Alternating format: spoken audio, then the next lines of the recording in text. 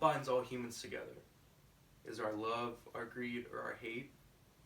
Selfless acts may describe our greed and our hate, while sociopaths don't exhibit feelings like love.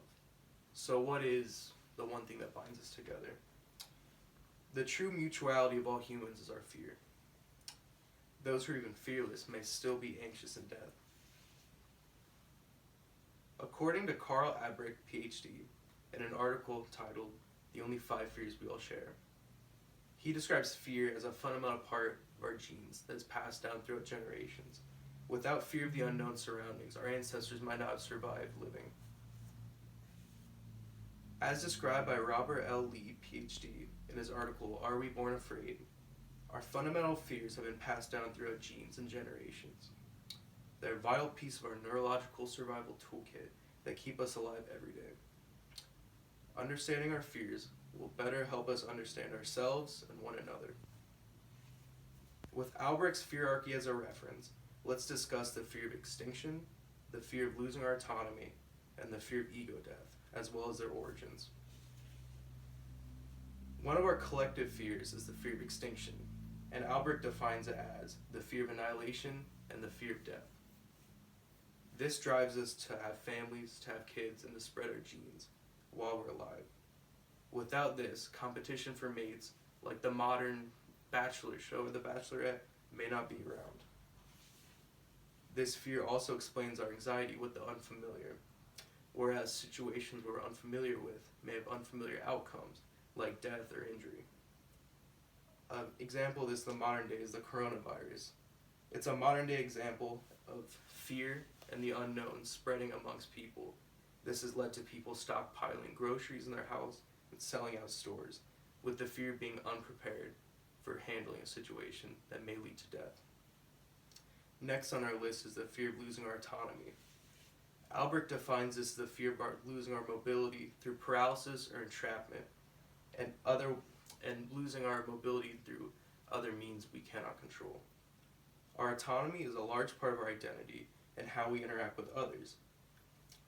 For example, social distancing and relationship strain are caused by this fear. The fear of losing our independence to another person in a friendship or a relationship is a direct effect of losing our autonomy, because we may rely on them more than we rely on ourselves. Claustrophobia is a physical interpretation of this, as it is the fear of being entrapped in a confined space with no exit or way to get out. Being confined in a space like this may lead to death or injury or permanent entrapment in this space. The last fear I will discuss is our fear of ego death.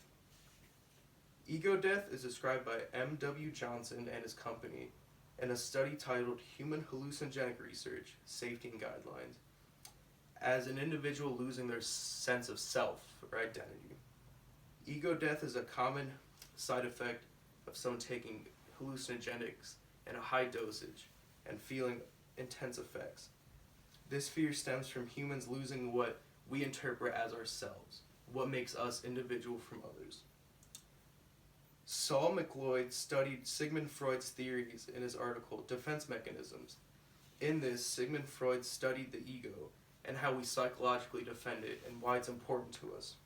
Without these defenses, we wouldn't feel free of feelings like guilt and shame. We'd feel them all. Without our egos, we would lose our self-integrity, which would negatively affect our likability and social interactions, as well as our social images. Our ancestors likely developed this fear to protect from social isolationism, which would prevent trading and finding a mate, therefore spreading your genes. Now that we have a better understanding of our fears and their origins, we can take this as a unifying example. Understanding our fundamental fears will better help us understand ourselves as well as each other. All civilization is a bunch of civilized apes and monkeys. So why do we find it so easier to find our differences as well as our similarities? If you could take a step back and realize what we have more similar that we all share and not our differences, we could talk about it in a better way and be more unified at the end of the day. Thank you.